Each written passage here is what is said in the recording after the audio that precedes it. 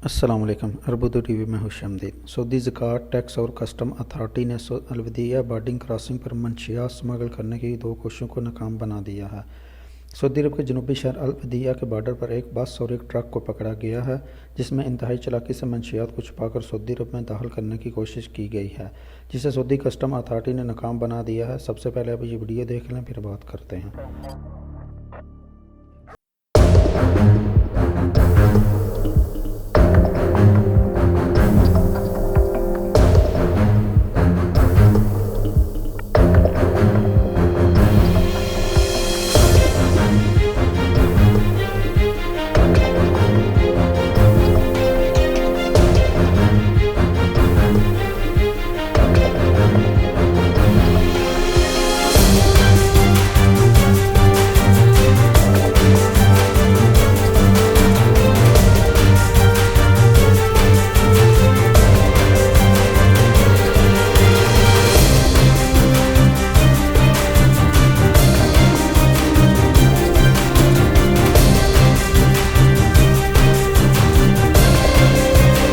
तफसीलात कुछ यूँ हैं कि सऊदी कस्टम हकाम ने अलवदिया सरहद पर पहुँचने वाली एक बस के अंदर छुपाई की 17,528 नशावर गोलियाँ कैप्टागोन बरामद की, जबकि एक ट्रक के खुफिया हिस्से में महारत से छुपाई गई 4 किलो हशीश भी बरामद की है।